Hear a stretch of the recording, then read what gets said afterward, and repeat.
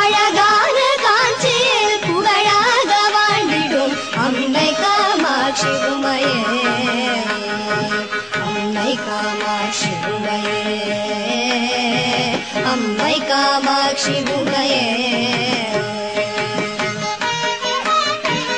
நமஸ்காரம். காமாட்சிங்கிரா சேனல் சார்பாக போன எபிசோடில் வைஸ்வதேவம்னா என்ன, பஞ்சமகா யஜ்யங்கள்னா என்ன, நாம் தெரியாமல் செய்யக்கூடிய தோஷங்கள்லேருந்து நிவர்த்தி ஆகிறதுக்கு செய்யக்கூடிய காரியம் என்ன, பூதபலின்னு பேர். அந்த பூதபலி செய்கிறதுனால நாம் அறியாமல் செய்கிற தோஷங்கள் விலகிறதோட ஜீவராசிகளுக்கு ஆகாரம் கொடுத்த பலனும் ஏற்படும் அப்படிங்கிறத பற்றியெல்லாம் மகாபெரிவா சொன்னதை போன எபிசோடில் நம்ம பார்த்தோம். இப்போ இந்த எபிசோடில் மகாபெரிவா என்ன சொல்கிறா, நம்ம தமிழ்நாட்டில் அதிக அளவு பிரசித்தி இல்லாத ஒரு கோவில் இருக்குது. அந்த கோவிலில் அந்த நாளில் சிவன் கோவில் மட்டும்தான் இருந்தது, ஒரு விஷ்ணு கோவில் கூட இல்லை. ஒரு வைஷ்ணவர் விஷ்ணுவை மட்டும்தான் தரிசனம் பண்ணக்கூடியவர். அவர் அந்த ஊருக்கு வந்தப்போ பகவானே வந்து அந்த விஷ்ணு கோவிலே இல்லாத ஊரில் ஒரு விஷ்ணுவை தரிசனம் பண்ணி வச்ச அதிசயம் நடந்தது. அது என்ன சமாச்சாரம், எந்த ஊர் அப்படிங்கிறத பற்றி தான் இந்த எபிசோடில் பார்க்க போகிறோம். மகாபெரிவா சொல்லிருக்கா. அதுக்கு முன்னால் நான் வழக்கமாக கேட்குற கேள்வியை கேட்குறேன். ஒரு முனிவர் விஷ்ணுவை சிவலிங்கமாக மாற்றி பூஜை பண்ணார். அந்த முனிவர் யார், அது எந்த ஊரில் நடந்தது, இதுதான் கேள்வி. இதுக்கான பதிலை எபிசோடு முடிவில் சொல்கிறேன், சரியாக இருக்கா பார்த்துங்கோ. இப்போ எபிசோடுக்குள்ளே போகலாம். தெய்வம் ஏகம் ஒன்று, ஒரே பரமாத்மா தான். அந்த பரமாத்மா பல பேரில் பல ரூபங்கள் எடுத்துகிட்டு நமக்கெல்லாம் அனுகிரகம் பண்ணுறார். அதனால் நம்ம யார் எந்த தெய்வத்தை பிடிக்கிறதோ, எந்த உருவத்தை பிடிக்கிறதோ அதை மனப்பூர்வமாக நாம் வந்து தொழலாம், தப்பில்லை. அது அந்த பரமாத்மா அந்த தெய்வத்து மூலியமாக நமக்கு அனுகிரகம் பண்ணிடும்.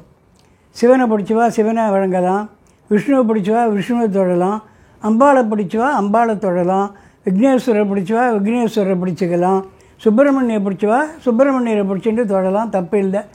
பகவான் அந்தந்த தெய்வத்தை மூலியமாகவே அனுகிரகம் பண்ணிவிடுவா. பேதம் கிடையாது, தெய்வத்துக்குள்ளே பேதம் கிடையாதுங்கிறது தான் முக்கியமான விஷயம்.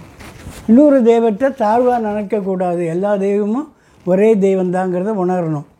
அதனால்தான் நம்ம தமிழ்நாட்டிலேயே சிவனும் விஷ்ணுவும் ஒன்று அப்படிங்கிறத நிரூபிக்கிற வகையில் சங்கர நாராயணர் கோவில்னே இருக்குது.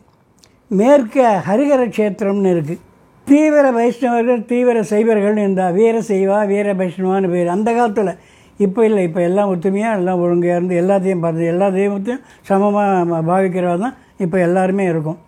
அப்படி அந்த காலத்தில் தீவிரமாக இந்த காலத்தில் ஒரு விஷ்ணு பக்தர், அவர் ஒவ்வொரு ஊராக போய் விஷ்ணுவை தரிசனம் பண்ணிட்டு வருவார். அவர் ஒரு பாலிசி வச்சுருந்தார், பிரின்சிபல். என்னன்னு கேட்டால், அந்த ஊரில் போய் விஷ்ணுவை தரிசனம் பண்ணால் தான் ஆகாரம் பண்ணுறது. அது எவ்வளோ நேரம் ஆனாலும் சரி, அதுவரை பட்னியாக இருப்பார். விஷ்ணு தரிசனம் பண்ணாலும் ஆகாரம் பண்ண மாட்டார். அந்த அளவுக்கு ஒரு சித்தையான விஷ்ணு பக்தி கொண்ட ஒரு பக்தர் அவர். அவர் தமிழ்நாட்டுக்கு வந்தார், ஒவ்வொரு ஊராக வந்தார். காஞ்சிபுரம் வந்தார், வரதராஜர் தரிசனம் பண்ணார், சொல்ல முடியாத சந்தோஷம். காஞ்சிபுரத்தில் 18 வைஷ்ணவ கோவில்கள் இருக்குது. அதனால் எல்லாத்தையும் பார்த்தார். பச்சைவண்ணார், பழவண்ணார், பாண்டவதூதர், யதோத்காரி அப்படின்னு நிறையா இருக்குது. எல்லா விஷ்ணு கோவிலையும் போய் திருப்தியாக எல்லா விஷ்ணுவையும் தரிசனம் பண்ணார். பண்ணிவிட்டு காஞ்சிபுரத்துலேருந்து கிளம்பி போனார். காஞ்சிபுரத்துலேருந்து 20 மைல் தூரத்தில் திருப்பாற்கடல்னு ஒரு ஊர் இருக்குது.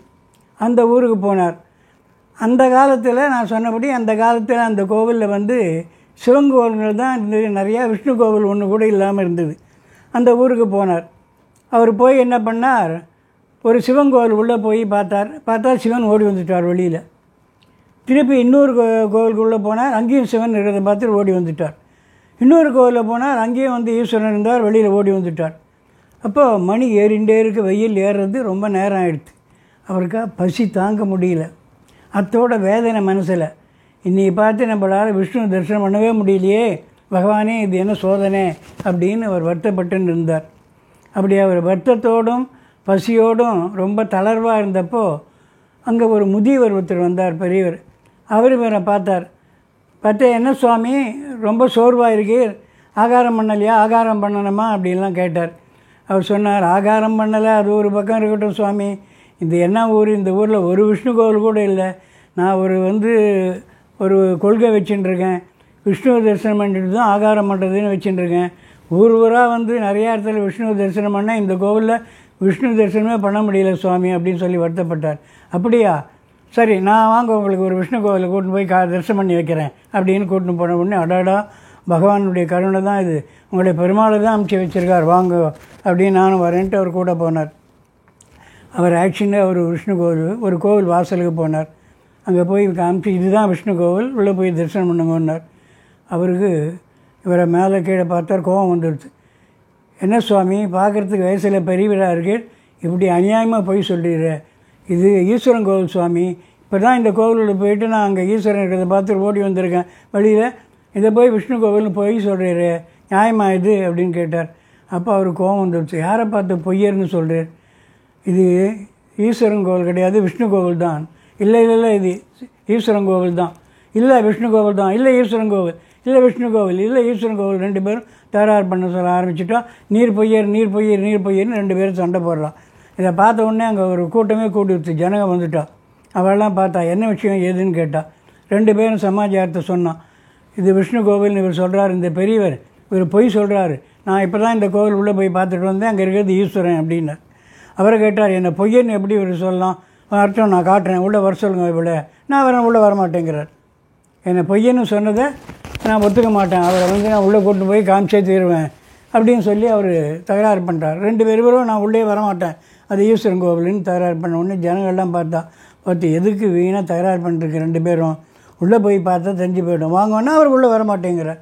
அப்புறம் ஜனங்கள்லாம் சமாதானப்படுத்தி கொஞ்சம் அப்படி விலகட்டாயமாக உள்ளே அவர் கூட்டின்னு போயிட்டார். உள்ளுக்குள்ளே போனால் மூலஸ்தானத்தில் போனால் அங்கே ஆவுடையார் இருக்குது, பிரம்மபீடம் ஆவுடையார் இருக்குது, சிவலிங்கம் இருக்கக்கூடிய ஆவுடையார், அது உள்ள லிங்கம் இருக்க மாதிரியே இருக்குது பார்க்குறதுக்கு. பார்த்த உடனே பாருங்கள் இந்த பெரியவர் போய் சொல்லிட்டார், அங்கே ஆவுடையார் இருக்குது, லிங்கம் தான் இருக்குது, லிங்கம் தான் இருக்குது பாருங்கன்னு. உடனே அந்த பெரிய சுவாமியை கொஞ்சம் கிட்ட போய் சரியாக பாருங்க அப்படின்னார். கிட்ட போய் பார்த்தா ஆவுடையார் இருக்குது, ஆவுடையாரில் விஷ்ணு நின்னபடி இருக்கார். அவருக்கு அப்படியே ஆச்சரியம், அவர் அப்படியே கண் கலங்கி போயிடுச்சு அந்த விஷ்ணு பக்தருக்கு. பெரியவரே, தெரியாமல் உங்களை அபச்சாரம் பண்ணிட்டேன், உங்களை பொய்யன்னு சொல்லிவிட்டேன், உங்கள்கிட்ட நான் மன்னிப்பு கேட்டுக்கணும், எனக்கு விஷ்ணு தரிசனம் கிடச்சிவிட்டே, இது விஷ்ணு கோவில் தான், தெரியாமல் நான் சொல்லிட்டேன்னு சொல்லிவிட்டு அவரை திரும்பி பார்க்குறார். அவரை காணும். அவர் போய் விஷ்ணுவோடு கலந்துட்டார், வந்ததே பகவான் தானே.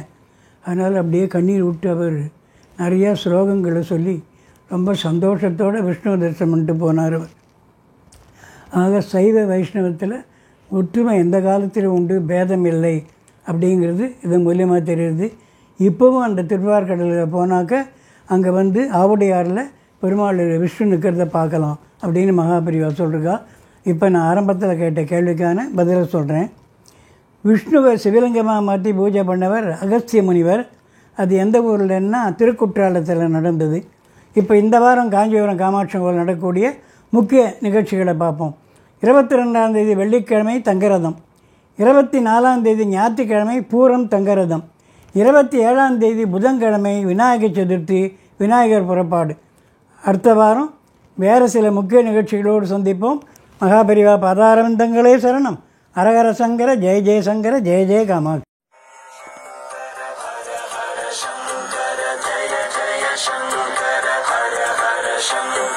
Jaya Jaya